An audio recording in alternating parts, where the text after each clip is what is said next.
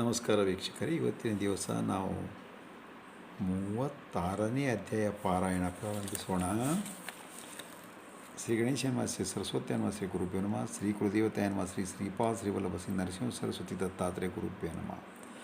ಬಾಲಾರ್ಕಪ್ರಭಮೀಂದ್ರ ನೀರಜಟಲಂ ಭಸ್ಮಾಂಗರಾಗೋಜ್ವಲಂ ಶಾಂತಂ ನಾದ ವಿರಿನ ಚಿತ್ತಪೌನಂ ಶಾರ್ದೂಲ ಚರ್ಮಾಂಬರಂ ಬ್ರಹ್ಮಜ್ಞೆ ಸನಕಾದಿ ಪರಿವೃತಂ ಸಿದ್ಧೈ ಸಮಾರಾಧಿತಂ ದತ್ತಾತ್ರೇಯಮುಪಾಸ್ಮೇ ಹೃದಯಮದಾಧ್ಯೇಯ ಸದಾ ಯೋಗಿವಿ. ಈ ಹಿಂದೆ 35ನೇ ಅಧ್ಯಾಯದಲ್ಲಿ ಸಾವಿತ್ರಿ ಮಂತ್ರೋಪದೇಶ ಕೇಳಿದಾಗ ಗುರುಗಳು ಹೇಳ್ತಾರೆ, ಸ್ತ್ರೀಯರಿಗೆ ಮಂತ್ರೋಪದೇಶ ಮಾಡಬಾರದು, ಏಕೆಂದರೆ ಸ್ತ್ರೀಯರಿಗೆ ಮಾಡಿದ ಮಂತ್ರ ನಶಿಸಿ ಹೋಗುತ್ತದೆ ಅಂತ. ಅದಕ್ಕೆ ನೀವು ವೃತ ಮಾಡ್ಕೋ ಅಂತ ಹೇಳ್ತಾರೆ. ಅದಕ್ಕೆ ಆಗಿರೋ ಹೇಳ್ತಾರೆ ಬದಲಾಗಿರೋದು ಕಥೆಯನ್ನು. ಯಾವ ಥರ ಅಂದರೆ,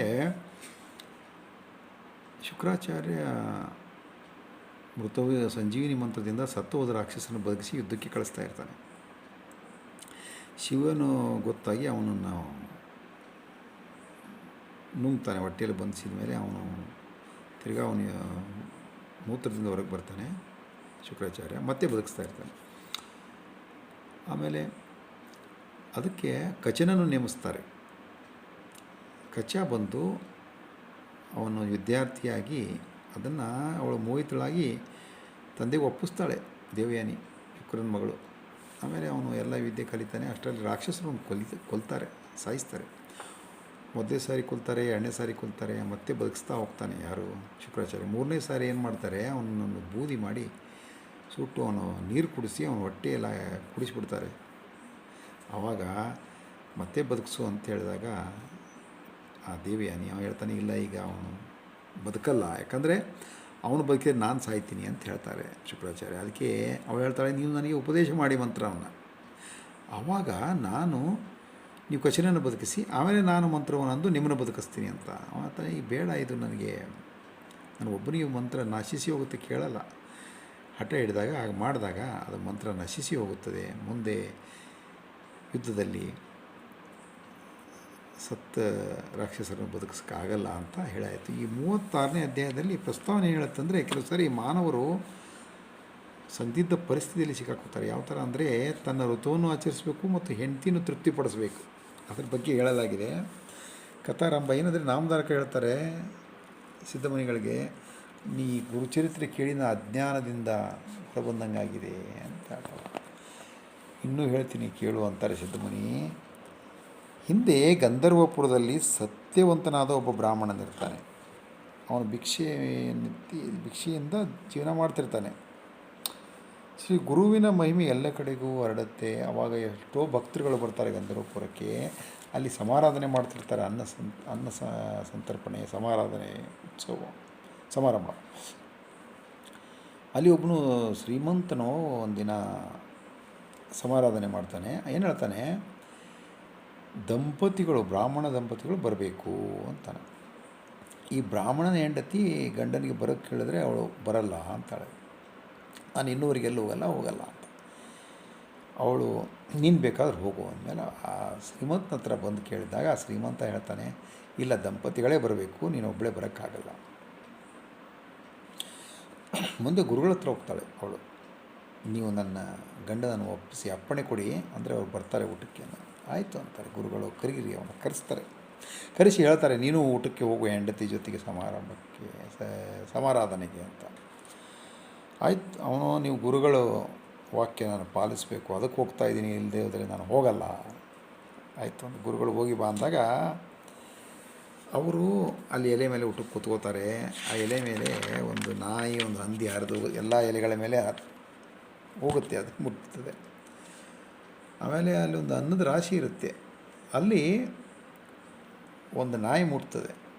ಎಲ್ಲರೂ ಅದನ್ನು ಓಡಿಸ್ತಾರೆ. ಓಡಿಸಿದ ಮೇಲೆ ಈ ಬ್ರಾಹ್ಮಣಿ ಸುಮ್ಮನೆ ಕೂಡಲ್ಲ, ಎದ್ದು ನಿಂತು ಎಲ್ಲರಿಗೂ ಜೋರಾಗಿ ಹೇಳ್ತಾಳೆ, ನೋಡಿ ಅನ್ನ ಅಪವಿತ್ರ ಆಗಿಬಿಡ್ತು ಅಂತ.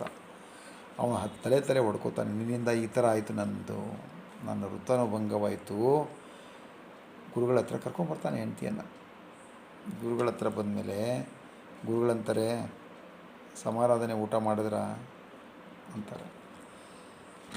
ಅವಳು ಹೇಳ್ತಾಳೆ, ಸ್ವಾಮಿ, ಇವತ್ತು ನನ್ನವರು ಸಹಿತ ನಾಯಿ ಊಟಕ್ಕೆ ಮುಟ್ಟಿದ ಊಟಕ್ಕೆ ಕರ್ಕೊಂಡು ಹೋದಂಗೆ ಆಯಿತು, ಋತಭಂಗವಾಯಿತು, ನೀವೇ ಸರಿ ಮಾಡಿ ಅಂತ ಹೇಳ್ತಾರೆ.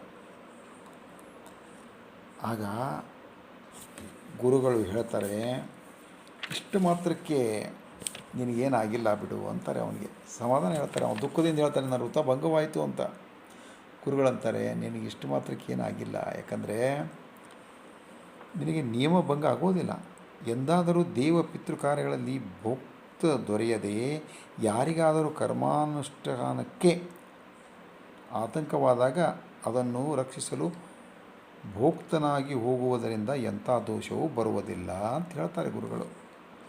ಆಗ ಆ ವಿಪ್ರ ಕೇಳ್ತಾನೆ, ಸ್ವಾಮಿ ಎಂಥ ಊಟ ಮಾಡಬೇಕು, ಎಂಥ ಊಟ ಮಾಡಬಾರ್ದು ಹೇಳಿ ಅಂದಾಗ ಗುರುಗಳು ಹೇಳ್ತಾರೆ.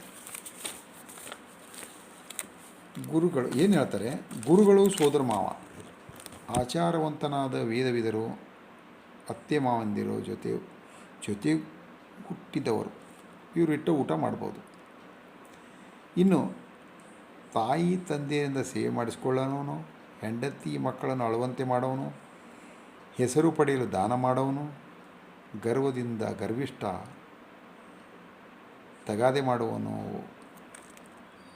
ವೈಶ್ಯದೇವ ಮಾಡದವನು, ಧನದಾಸೆಗೆ ಅಪಾತ್ರರಿಗೆ ಮಂತ್ರೋಪದೇಶ ಮಾಡುವನು, ಕೋಪಿಷ್ಠ ಹೆಂಡತಿಯನ್ನು ಬಿಟ್ಟವನು, ಕ್ರೂರ ಜಿಪುಣ ಸ್ತ್ರೀಲೋಲ ದುರಾಚಾರಿ, ಕಳ್ಳ ಜೂಜುಕೋರ, ಸ್ನಾನವಿಲ್ಲದೆ ಊಟ ಮಾಡುವವನು, ಭಗವನ್ ನಾಮಸ್ಮರಣೆಯಲ್ಲಿ ಶ್ರದ್ಧೆ ಭಕ್ತಿ ಇಲ್ಲದವನು, ಸಂಧ್ಯಾವಂದನೆಗಳನ್ನು ಮಾಡಿದವನು, ಹಣ ಪಡೆದು ಡಾಂಬಿಕವಾಗಿ ಜಪ ಮಾಡುವವನು, ವಿಶ್ವಾಸಘಾತಕ ಪಕ್ಷಪಾತ ಮಾಡಿ ಅನ್ಯಾಯ ಮಾಡುವವನು, ಸ್ವಧರ್ಮವನ್ನು ಬಿಟ್ಟು ಪರಧರ್ಮವನ್ನು ಅವಲಂಬಿಸುವವನು, ಬ್ರಾಹ್ಮಣರು, ಗುರುಗಳು, ಸಾಧುಗಳು, ತನ್ನ ಮನೆಯ ಊಟವನ್ನು ವಿರೋಧಿಸುವವನು, ತನ್ನ ಮನೆಯ ಕುಲದೇವತೆಯನ್ನು ಬಿಟ್ಟವನು, ದುರಾಶಾಪರ ಭಗವಂತನಿಗೆ ಅರ್ಪಿಸದೆ ಊಟ ಮಾಡುವವನು, ಇಂಥವರಲ್ಲಿ ಊಟ ಮಾಡಬಾರದು ಮತ್ತು ಮಾಡಿದರೆ ಪತಿತರಾಗುತ್ತಾರೆ ಅಂತ ಹೇಳ್ತಾರೆ. ಇನ್ನು ಮಗಳನ್ನು ಅಳಿಯನ್ನು ಗೋಳಿಕ್ಕಿದವರು ಮರುಜನ್ಮದಲ್ಲಿ ಮಕ್ಕಳಾಗಲ್ಲ ಅವರಿಗೆ ಅಂತ ಹೇಳ್ತಾರೆ. ಕುಲ ಮತ್ತು ಕೆಲವರು ಅದ್ವೈತ ಮಾತಾಡಿ, ಅಂದರೆ ಮನಸ್ಸಿನಿಂದ ಪೂಜೆ ಮಾಡಬೇಕಂತೇಳಿ ಪೂಜೆನೇ ಬಿಟ್ಬಿಡ್ತಾರೆ. ಅಂಥವರು ಊಟ ಮಾಡಬಾರ್ದು ಅಂಥವ್ರ ಮನೆಯಲ್ಲಿ. ಅದ್ವೈತ ಮಾತನಾಡಿ ದೇವರ ಪೂಜೆ ಮಾಡಿದವರು, ಹೊಟ್ಟೆಗೋಸ್ಕರ ಕಪಟ ನಾಟಕ ಮಾಡುವವರು ಮಾಡಿದರೆ ಮರುಜನ್ಮದಲ್ಲಿ ಕುರುಡ, ಅಲ್ಪಾಯುಷು ಅಥವಾ ಕಿವುಡರಾಗ್ತಾರೆ ಅಂಥವ್ರ ಮನೆಯಲ್ಲಿ ಊಟ ಮಾಡಿದರು. ದಿನವೂ ಬೇರೆಯವರ ಮನೆಯಲ್ಲಿ ಊಟ ಮಾಡುವವರು ಪುಣ್ಯ ನಾಶವಾಗುತ್ತದೆ. ಹುಣ್ಣಿಮೆ ಅಮಾವಾಸ್ಯೆಯಲ್ಲಿ ಬೇರೆಯವರ ಮನೆಯಲ್ಲಿ ಊಟ ಮಾಡಿದರೆ ತಿಂಗಳಿನಿಂದ ಸಿಕ್ಕ ಪುಣ್ಯ ನಾಶವಾಗುತ್ತದೆ. ಮೊಮ್ಮಗ ಹುಟ್ಟುವವರಿಗೆ ಅಳಿಯನ ಮನೆಯಲ್ಲಿ ಊಟ ಮಾಡಬಾರದು. ಗ್ರಹಣ ಸಮಯದಲ್ಲಿ ಸೂತಕವಿದ್ದಾಗ ಊಟ ಮಾಡಬಾರ್ದು. ಆ ವಿಪ್ರ ಕೇಳ್ತಾರೆ, ಸ್ವಾಮಿ ಸ್ವಧರ್ಮ ಅಂದರೆ ಏನು, ಅದರ ಬಗ್ಗೆ ಹೇಳಿ ಅಂದಾಗ ಗುರು ಹೇಳ್ತಾರೆ, ಹಿಂದೆ ನೈಮಿಷಾರಣ್ಯದಲ್ಲಿ ಪರಾಶರ ಮಹರ್ಷಿಗಳಿಗೆ ಎಲ್ಲ ಮುನಿಗಳು ಬಂದು ಕೇಳ್ತಾರೆ. ಗುರುಗಳಿಲ್ಲದೇ ನಾವು ಯಾವುದೋ ಆಚಾರ ಯಾವ ಥರ ನಡ್ಕೋಬೇಕು ಅನ್ನೋದು ಗುರುಗಳೇ ಹೇಳಬೇಕು, ಕೇಳಿ ನಡ್ಕೋಬೇಕು. ಮತ್ತು ಮಂತ್ರನೂ ಅಷ್ಟೇ ಗುರುಗಳಿಂದ ಕಲಿಬೇಕು ಅಂತ ಹೇಳ್ತಾರೆ. ಆಗ ಪರಾಶರರು ಹೇಳ್ತಾರೆ ಯಾವ ಥರ ಆಚಾರವಾಗಿರಬೇಕು, ಯಾವ ಥರ ಆಚಾರವಂತರಾಗಿರಬೇಕು ಅನ್ನೋದಕ್ಕೆ ಪರಾಶರ ಹೇಳ್ತಾರೆ, ಬ್ರಾಹ್ಮಣ ಬ್ರಹ್ಮಿ ಮುಹೂರ್ತದಲ್ಲೆದ್ದು ಭಕ್ತಿಯಿಂದ ತ್ರಿಮೂರ್ತಿಗಳನ್ನು, ನವಗ್ರಹಗಳನ್ನು, ಸನಕಾದಿ ಸಿದ್ಧರನ್ನು, ಪಿತೃದೇವತೆಗಳನ್ನು, ಸಪ್ತ ಸಮುದ್ರಗಳನ್ನು, ಚತುರ್ದಶ ಭುವನಗಳನ್ನು, ಸಪ್ತ ದ್ವೀಪಗಳನ್ನು, ಸಪ್ತ ಋಷಿಗಳನ್ನು ಮೊದಲು ಸ್ಮರಿಸಬೇಕು. ಆ ನಂತರ ಹಸುವಿಗೆ ನಮಸ್ಕಾರ ಮಾಡಿ ಆಚಮನ ಮಾಡಿದ ಮೇಲೆ ಕಾಲಕೃತ್ಯವನ್ನು ಮಾಡಿಕೊಳ್ಳಬೇಕು. ಸ್ನಾನ ಊಟಕ್ಕೆ ಮುಂಚೆ ಆದ ಮೇಲೆ ಕೂಡ ಆಚಮನ ಮಾಡಬೇಕು. ನೋಡಬಾರ್ದನ್ನು ನೋಡಿದಾಗ, ಕೇಳಬಾರ್ದನ್ನು ಕೇಳಿದಾಗ, ಮಾಡಬಾರ್ದನ್ನು ಮಾಡಿದಾಗ ಆಚಮನ ಮಾಡಿ ಶುದ್ಧಿಯಾಗಬೇಕು. ಆಚಮನಕ್ಕೆ ನೀರು ಇರದೇ ಇರುವಾಗ ಬಲಕಿವಿಯನ್ನು ಮುಚ್ಚಿಕೊಳ್ಳಲು, ಯಾಕಂದರೆ ಬಲಕಿವಿಯಲ್ಲಿ ಅಗ್ನಿ, ಜಲ, ವರುಣ, ಸೂರ್ಯ, ವಾಯು ಮುಂತಾದ ಸಕಲ ದೇವತೆಗಳಿರುತ್ತಾರೆ. ನಂತರ ಮಾನಸಿಕ ಸ್ನಾನದಿಂದ ಪರಿಶುದ್ಧನಾಗಿ ಸೂರ್ಯೋದಯದವರೆಗೆ ಗಾಯತ್ರಿಯನ್ನು ಬಿಟ್ಟು ಬೇರೆ ವೇದ ಭಾಗದಲ್ಲಿನ ಯಾವ ಪ್ರಾರ್ಥನಾ ಶ್ಲೋಕವನ್ನು ಓದಿಕೊಳ್ಳಬಹುದು.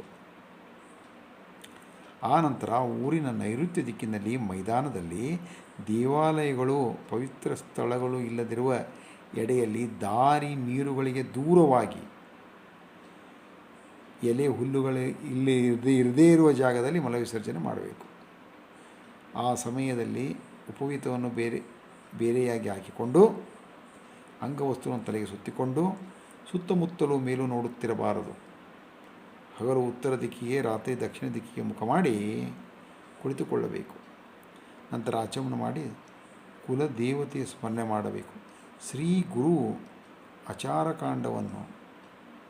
ಆಚಾರಕಾಂಡವನ್ನು ಕುರಿತು ಅನೇಕ ಅಂಶಗಳನ್ನು ವಿವರಿಸಿದರು. ದತ್ತಾಯ ಗುರುವೇ ನಮಃ. ಶ್ರೀಪಾದ ಶಿವರ ನರಸಿಂಹ ಸರಸ್ವತಿಯನ್ನು ಇಲ್ಲಿಗೆ 36ನೇ ಅಧ್ಯಾಯ ಮುಕ್ತಾಯವಾಯಿತು. ಇನ್ನು ಮುಂದೆ ತಾವೊಂದು ಲೈಕ್ ಕೊಡಿ, ಸಬ್ಸ್ಕ್ರೈಬ್ ಮಾಡಿ. 37ನೇ ಅಧ್ಯಾಯಕ್ಕೆ ಕಾಯಬೇಕಾಗಿ ವಿನಂತಿ.